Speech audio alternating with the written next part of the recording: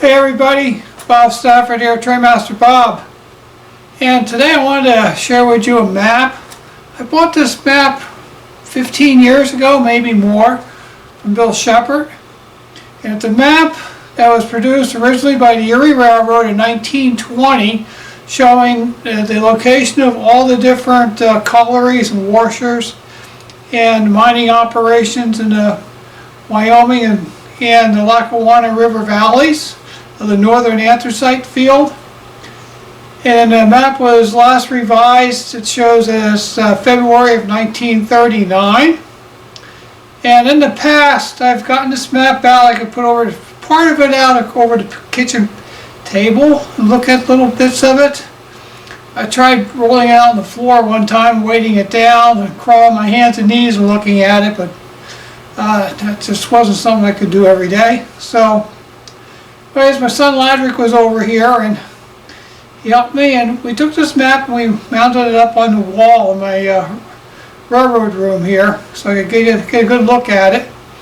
It's this map's probably about 15 foot long, and it's pretty amazing when you look at it.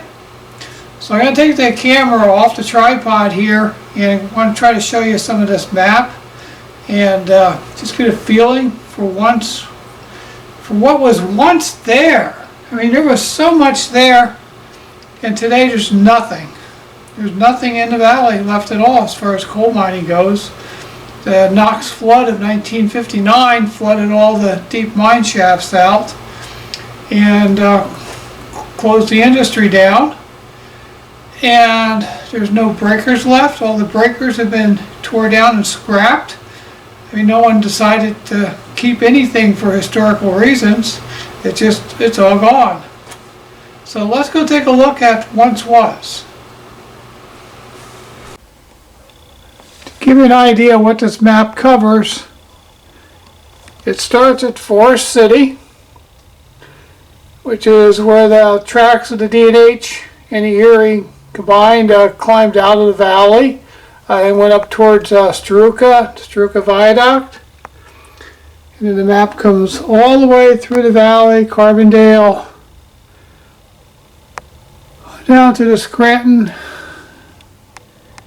Dunmore area, Avoca, Music, yeah, and on down into Wilkes-Barre area. Got it. And then from that's a cord that hangs that goes up to my router. And then it ends down here at Chickasha. So let's take a look at this. I find it easier to start at Forest City and we'll move back down this way. Okay, start up here at Forest City.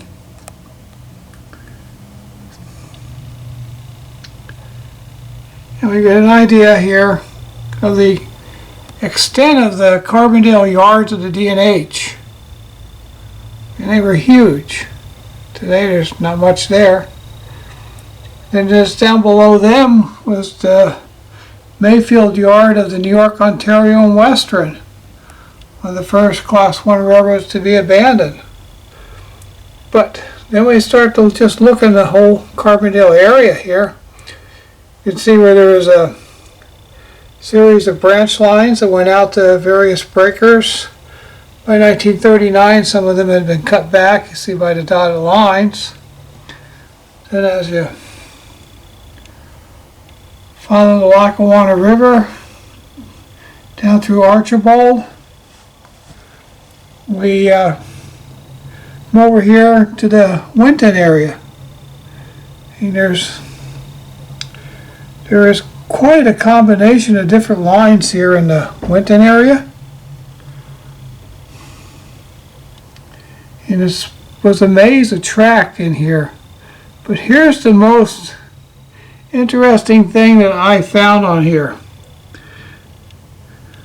The Erie and Delaware Lackawanna Western have trackage rights on the Winton branch of the New York, Susquehanna, and Western Railroad. Okay? I mean, physically, Susquehanna didn't get anywhere near the north end of the valley, but yet they own trackage up here. And when you look at this here, this is the Erie D&H main line here, and the Susquehanna comes off here and just keeps on coming around. It crosses the Lackawanna River down here, and it comes up here and goes into some breakers here. And down here again, we got the New York Susquehanna Western Railroad here. And it's then coming into Jessup. And this is actually all Erie operated tracks. There was, I don't know what the legal thing was that was going on way back when, using the Susquehanna instead of the Erie, either for bonds or for construction funds or charter or what it was. But anyways, there's a piece of the Susquehanna that existed up here that, well, most of us never knew existed. Let's put it that way. And I just think that's pretty fascinating. And then on this map we can see how the New York, Ontario, and Western come down, follow the river, come right on into Scranton here to connect with end to end basically with the Jersey Central. Then they had their Caboose branch that went up here to Cuyahoga Junction, and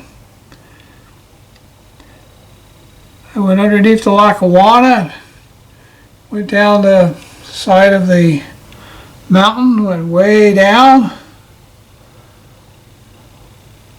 and it connected with the Lehigh Valley, and then the Austin branch of the Lehigh Valley took them into the Lehigh Valley's Coxton Yard, the interchange. It's quite a distance, but just here's give you an idea really well. Here's Taylor Yard on the Lackawanna, and you can see the Y and how everything laid in up and fed into Hampton Yard. And from Hampton Yard, we can see where the Kaiser Valley shops were, and then branch with the main line going to Buffalo here at Cuyahoga. Yeah, I can't say anything anymore. Hey, it's been too many years since I've lived back there, guys. I'm losing the local language accent. I've lost the accent. Except when we get on the phone with somebody like Bob Bars or somebody from back east or Craig Ely. Wife tells me I get right back into it and I sound like them. So, but I don't even notice it. So, anyway. And then, again, we got our tracks here at the whole Erie Shop Complex at Dunmore and Lackawanna and the Roaring Brook Valley, and then again the Erie Lackawanna branches coming out of Naog and also going over here towards Winton. And we can see very well on here Erie's Wyoming division and the Lackawanna Wyoming Valley Electric.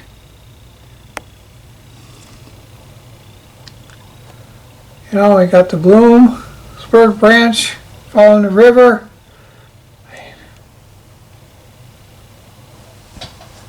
And we get to see how the Jersey Central and the Lehigh Valley go up the side of the mountain towards mountaintop and Penobscot, and you know, it's just, this map is just absolutely fascinating with all the details on it.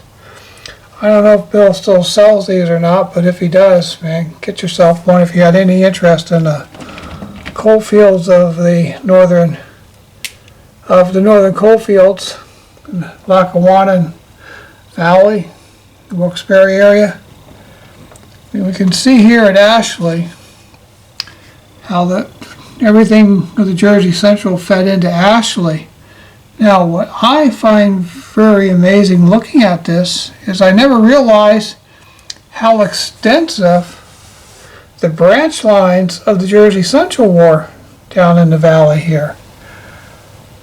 I knew they had a branch went out to Wannabe, and they had a branch called the Canal Branch went down and connect with the D&H, but that was all I really ever heard about. But there was other tracks here, and there was just a whole network that went around here. It's pretty extensive, considering really the predecessor companies to the Jersey Central were the first railroads here, which were built in by the Lehigh Coal and Navigation Company as part of their Ashley plains, and to get down in here to connect with the canal, the Susquehanna River. I guess it makes sense the Jersey Central would be the first railroad to put some lines out here. And then when the Pennsylvania Coal Company started with its gravity railroad, it also get some lines out in this area, which became part of the Erie over time. But go down here and we see our Nanticoke. I didn't realize the Jersey Central actually ran into Nanticoke, and the Pennsylvania Railroad had a branch line, also went into Nanticoke, and both railroads served the Susquehanna Colliery Breaker number 7. And Pennsy had a line that went down into called Glen Lyon down here. And then Jersey Central went up down to Wannabe, which was quite famous because that was the last place with operating steam locomotives for the mines.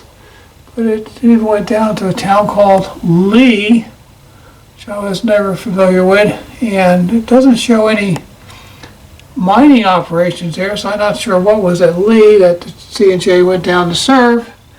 Maybe some C&J fans can fill us in on that information down in the comments. But anyways, I'm very glad I got this map up on the wall. When I walk by here, I just stop and I start looking at one area. And you look here around Avoca, Music, Pittston, this whole area. I mean, this is just a maze of track. You gotta remember also, the railroads weren't just serving the anthracite coal mines. There was a lot of industrial base here too.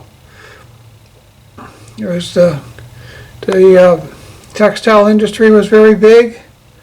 There was manufacturing plants here that supported the coal industries, like foundries and machining companies, structural steel companies, all kinds of businesses were here, all served by the railroad back in the day. So anyway, this map, I wanted to show this with you, and I just find this map just absolutely fascinating to realize what once was and today is all gone. Just there's hardly any traces left to it at all today. So I hope you enjoyed my little trip down history lane here, and if you liked it, please like the video and subscribe to the channel. So this is Bob, we're signing off now, and remember, model railroading is the best hobby in the world, and the research such as this that goes into doing historical modeling is also fascinating, and it helps to keep your mind active. So, okay, I'm signing off, and goodbye.